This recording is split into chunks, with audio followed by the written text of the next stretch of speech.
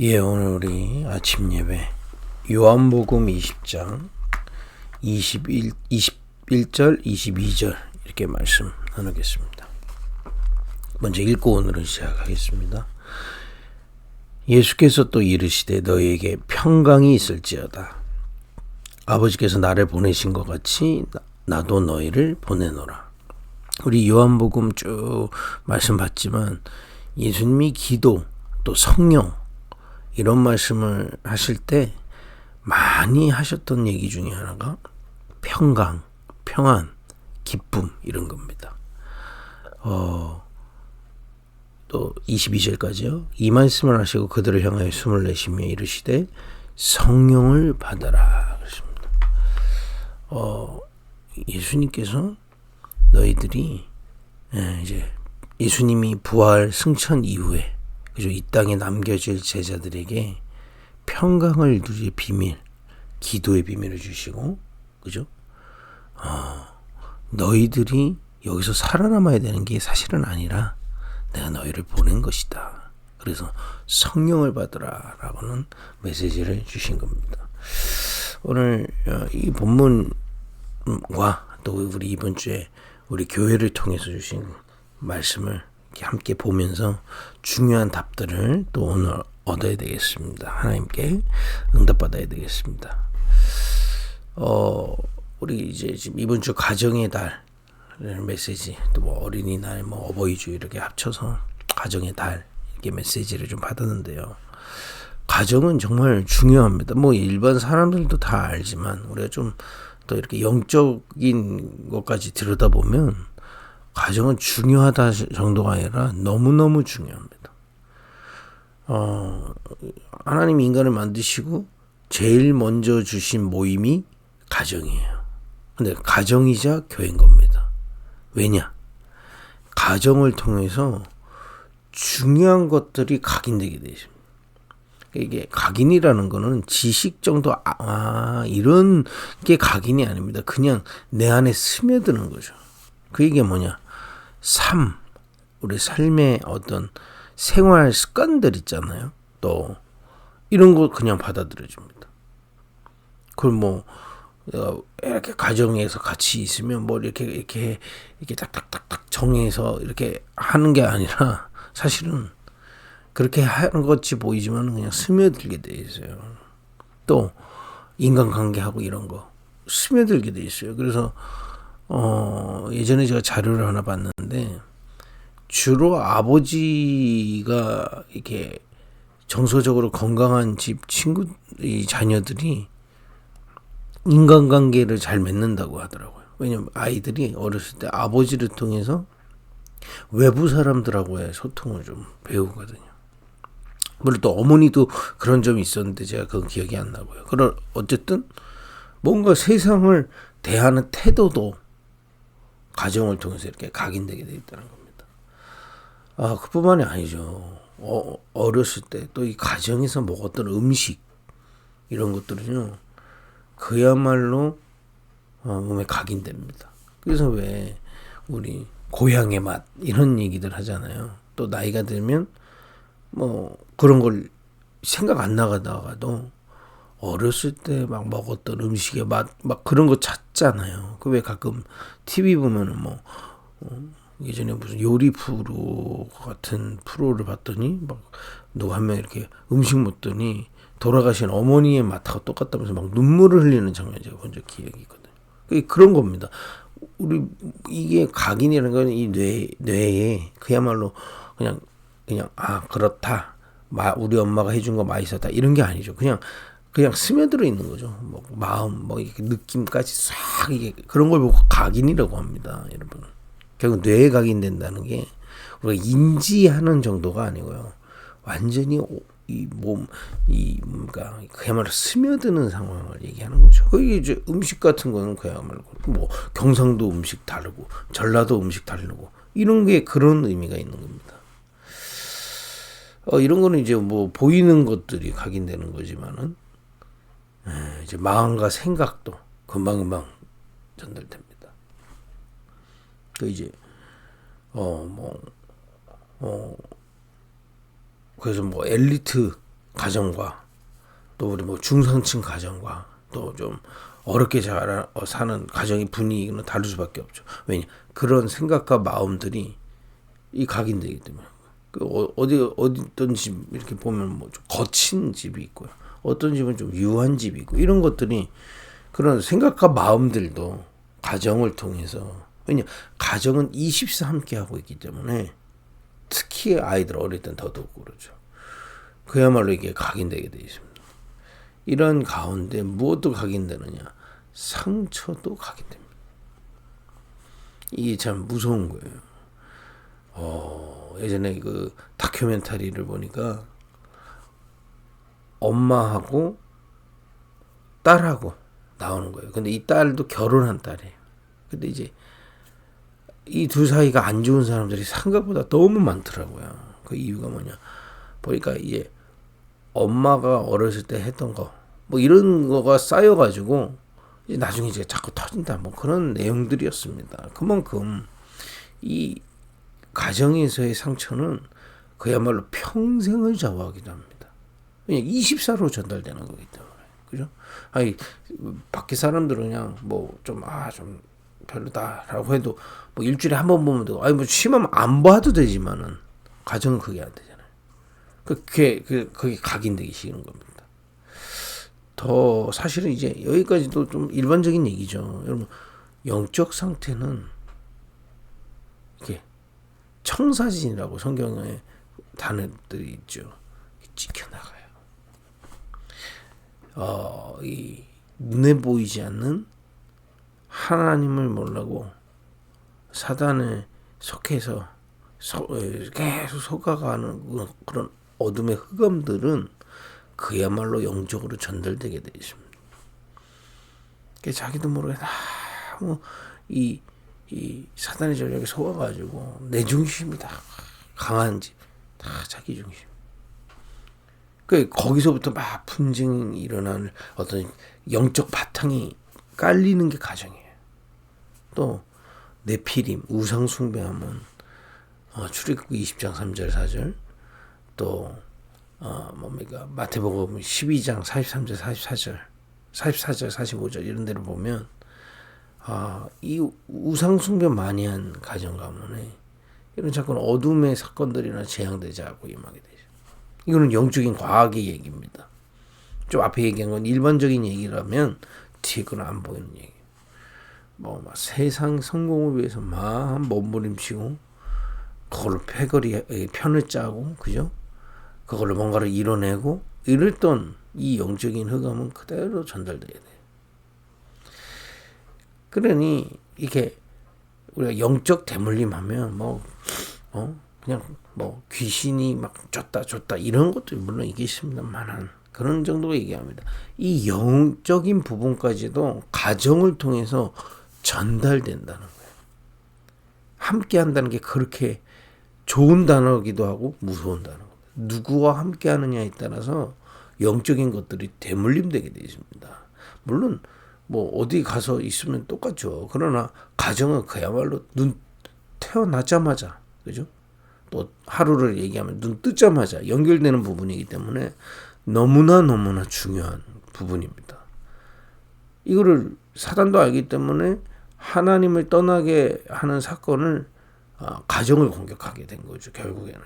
그래서 이 가정에다 이렇게 중요한 가정입니다. 근데 결국 그 교회로 가정이 곧 교회였잖아요. 그 교회가 사단에게 공격돼서 하나님을 떠나는 죄를 범하게 돼요.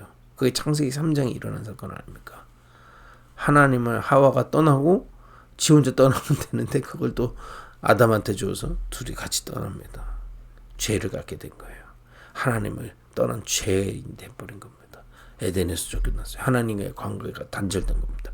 그 뒤로는 사단의 속임수를 이길 방법이 없어요. 이게 영적인 게 이렇게 무서운 겁니다. 내가 하나님께 속해 있지 않는다면 사단이 주는 거짓말을 분별할 수도 없고 거짓을 진리처럼 속아서 계속 붙잡는 겁니다. 그죠? 이 상태를 어떤 개인도 어떤 가정도 사실은 피할 수가 없는 겁니다.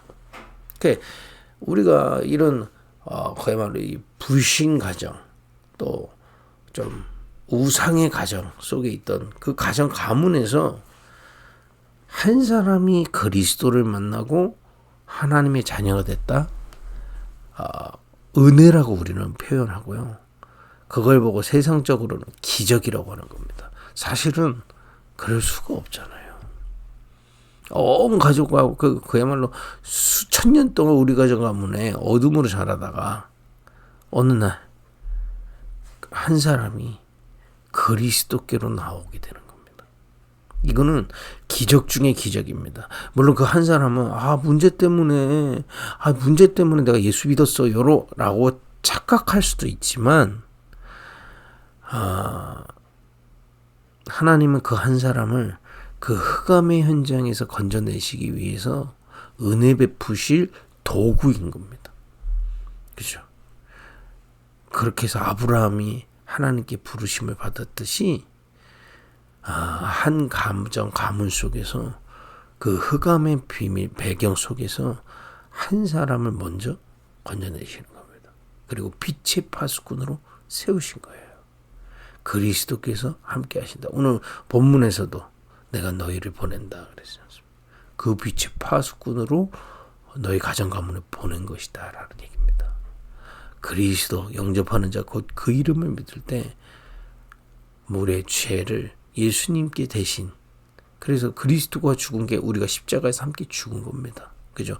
그리스도께서 3일 만에 다시 사망 권세를 이기시고 살아나신 그 살아난 것이 나의 부활이요 생명인 겁니다. 그리스도를 영접하는 순간에 그리스도를 영접할 때 생명을 주신 겁니다. 이 생명은 곧 빛이다 그래서 이걸 그 가정에서 누리는 겁니다. 어떻게? 기도의 비밀로. 사단과 평생 교제하면서 살았던 금방 합니다. 금방 한데 이 가정 가문에서 복음 받았다 티나게 돼 있어요. 그죠? 왜냐? 생각이 달라지고요. 마음이 달라지고 더 중요한 거 영적인 배경이 달라지고 그죠? 삶이 달라지고 그렇기 때문에 티가 날 수밖에 없어요. 핍박도 오고 그죠? 조롱도 오고 그럴 수 있습니다. 그러나 그 한 사람을 통해서 하나님은 그 가정 가문 살릴 계획을 갖고 계시는 겁니다. 혹시 우리 급입교회 성도들한테 이런 시간표가 있다면 이 언약 굳게 붙잡기를 바랍니다. 그래서 결국에는요, 하나님은 이 빛의 파수꾼에게 강조하시는 게 있습니다. 기도의 비밀입니다. 오늘도 성령을 받으라 그랬습니다. 왜냐? 성령은 하나님의 영이시죠. 우리를 누구라고 합니까? 성도라고 합니다. 거룩한 물이라는 겁니다. 거룩이라는 게 뭐 죄 안 짓는 것도 물론 거룩이죠. 거룩에 속해 있는 거죠. 한마디로 거룩의 본질은 그 얘기가 아닙니다. 죄 안 짓는 걸 얘기하는 게 아니고 구별됐다 이 말이에요. 기도로 거룩해지는 겁니다. 그 가정 가문의 흑암과 또 불신앙의 마음과 뭐 여러 가지 마음과 생각과 또 상처들과 또 뭐 여러 가지 그야말로 하나님의 반대편에 있는 것들 속에서 거룩해지는 비밀 기도입니다. 기도할 때마다 어떤 일이 일어나냐? 성령의 역사예요. 여러분 분명히 믿고 기도하십니다. 혹시 혼자 믿는 분들 낙심치 마시고요. 그 가정 가문에서 언약 붙잡고 그리스도의 비밀 붙잡고 하나님의 나라의 비밀을 누릴 때 주의 성령께서 나와 함께 하시고 역사하시기 시작합니다. 이때 말씀도 깨달아지고 그죠? 하나님의 뜻도 발견되고 하나님 주신 새 힘도 얻게 되고요. 그야말로 예수님이 오늘 제자들에게 얘기하셨던 평강을 누리게 되겠습니다. 이 기도를 꼭 찾아내기를 예수님을 축복드립니다. 그래서 우리 교회가 지금 계속 우리 교회를 통해서 하나님 무슨 메시지 주십니까? 그 기도의 비밀을 찾으라. 먼저 나를 살리는 기도. 그죠? 여러분 일어나셔서 하루를 시작할 때 또 일주일에 한 번 정도는 나를 살리면서 하나님께 집중하는 겁니다. 몸도 살리고요. 하나님께 집중하는 기도. 특히 묵상. 집중하는 우리가 하나님께 집중한다고 하는데 왜 이런 말을 하느냐? 왜 묵상 이런 말을 하느냐? 보통은 기도 제목을 정해놔요. 물론 맞습니다. 그게 하나님이 주신 거라면 상관이 없는데 내가 정해놓은 거라면 그 기도를 하면 내 생각으로 빠져들어. 여러분 그런 체험 있을 겁니다. 막 기도하는 점점 내 생각. 그래서 하나님 이거 내가 지금 하나님 이런 문제가 있으니 해결해 주세요 하고 기도 끝나고 나서 그 문제에 대해서 고민한 적이 있을 겁니다. 저도 있습니다. 그러니까 그 기도로는 그게 기도 아니다 그런 얘기는 아닙니다만은 그 기도로는 나는 살릴 수 없잖아요. 변하지 않는 진리를 바라보라는 겁니다. 묵상을 통해서. 그죠? 나의 몸을 살리면서 하나님이 내게 약속하셨던 그 구원의 비밀들, 구원의 길들, 그리고 주님께서 나에게 약속하셨던 바들을 묵상하면서 기억하는 겁니다. 그래서 앞으로 우리 교회는 계속 우리 교회 적어도 3가지 성경 구절은 완전히 암송하고 묵상하셔야 된다. 갈라디아서 2장 10절. 그죠? 완전 구원의 비밀. 로마서 12장 2절. 완전 기도의 비밀이 무엇인지. 에베소서 2장 1절에서 2절. 정말 내 인생의 궁극적인 참된 성공이 무엇인지를 묵상하면서 몸을 살리시라. 그죠? 이런 비밀들로 나를 살리는 겁니다. 그런 속에서 하나님의 중요한 뜻들을 발견하는 기도를 누리는 겁니다. 주로 예배 때 일어나고 또 우리 함께 우리 금토일 시대 또는 수련회 이런 특별한 집회 시간 때 깊이 누리는 겁니다. 하나님의 뜻을 찾는. 그잖아요. 어디 수련회 가면 물론 같이 오랜만에 모였기 때문에 교제도 나누고 쉼도 있고 하지만 가장 중요한 그 하나님의 뜻을 발견해 가는 겁니다. 또 예배 때 그리고 예배 때 같이 대화도 나눌 수 있고 쉴 수도 있고요. 그죠? 다 해야 되지만은 가장 키는 하나님의 뜻을 발견하는 겁니다. 그때 성령께서 깨닫게 해주시는 그 뜻을 붙잡았을 때 거룩해져요. 이 뜻은 잘 박힌 모처럼 우리 안에 박혀서 계속 거기서부터 인도가 나오게 돼. 하나님의 인도를 깨닫게 되고 역사가 깨닫게 되습니다. 사람의 뇌라는 게 참 웃긴 게요. 이게 근거가 있는 게 꽂힌 대로 봅니다. 내가 염려하고 있으면 뭘 봐도 염려되고요. 내가 너무 기쁘면 뭘 봐도 기뻐지시는 거예요. 내가 하나님의 뜻을 발견하면 그것으로 많은 비밀들이 보이기 시작하는 겁니다. 이런 그러면 아까처럼 내가 이 문제 때문에 예수 믿은 것 같지만 이게 이 하나님의 뜻이 발견되지면 그 뜻을 통해서 이게 해석이 달라지는 거예요. 문제가 아니었구나. 오히려 기회였구나. 답이 보이고요. 기회가 보이고 막 갈등하는 사람들 사이에서 내가 시험 드는 게 아니라 그걸 넘어설 수 있는 비밀들이 거기서 나오는 겁니다. 나를 발견하는 집중. 급입교회에 오셨다. 하나님 부르셨다. 연결했다. 이 기도 찾을 기회입니다. 그래놓고 마지막으로 계속 지속하는 겁니다. 특히 혼자서 믿는 분들 또 한 사람으로 부르심을 받은 또 현장 우리 어떤 면에서 여러분들이 보내신 모든 현장에 어떤 면에서 우리는 한 사람으로 시작하잖아요. 기도 기억하셔야 되십니다. 기도로만 거룩해질 수 있어요. 구별될 수 있다 이 말이에요. 그래서 이 지속을 자꾸 하는 기도의 비밀을 가져야 되는 게 뭐냐. 주변에서는 모든 불신앙을 베이스로 말하고 불신앙을 하나님 없다는 걸 전제로 얘기하고 그죠? 생각하고 결정하고 판단하고 있다는 걸 기억하셔야 돼요. 거기서 우리가 하나님이 함께 하시는 비밀을 자꾸 붙잡고 하나하나 인도받아 가는 겁니다. 일 속에서 상황 속에서 판단 속에서 그죠? 그걸 기도의 비밀, 무시기도의 비밀이라고도 할 수 있습니다. 그래서 이 기도의 비밀을 여러분들이 그 지속하는 집중의 방법 중에 제일 좋은 것 중에 하나가 대화 기도입니다. 나와 함께 하신 주님과 대화. 오늘 본문에도 얘기했잖아요. 내가 너희를 보냈다. 그래서 순간순간 대화하는 겁니다. 하나님, 내가 이럴 때 어떻게 하기를 원하십니까? 하나님의 뜻은 무엇입니까? 저 사람들이 또 이 주변 사람들이 하는 말이 진짜입니까? 질문만 제대로 해도 우리 안에 분명히 성령을 받으러 성령께서 계시기 때문에 깨닫게 하시고 인도하십니다. 오늘 우리 가정을 보면서 한 사람으로 부르신 빛의 파수꾼에 대한 메시지를 좀 깊이 나눴습니다. 여러분 이거는 꼭 가정뿐만이 아니라 어디를 가도 여러분 한 사람으로 시작하게 되어 있습니다. 어떻게 시작해야 될까요? 정확한 복음 속에서 기도의 비밀을 회복하라 이 말이에요. 빛의 파수꾼으로 살아. 뭘 하려고 하기 전에 빛의 파수꾼의 비밀로 성령의 은혜를 따라갈 수 있는 그런 한 사람으로 세워지는 그런 축복이 있길 바랍니다. 그래서 우리가 우리 후대를 제대로 신앙으로 키우자는 것도 그 한 사람으로 세우기 위함입니다. 이런 축복 누리기를 바랍니다. 기도하겠습니다. 하나님 감사합니다. 오늘도 이 가정에다 중요한 한 사람에 대한 메시지 주시니 감사합니다. 우리가 어떤 현장에서도 특히 가정 가문에서 홀로 믿고 있는 모든 성도님들이 빛의 파수꾼의 축복을 누리게 하옵소서. 예수님의 이름으로 기도했습니다. 아멘.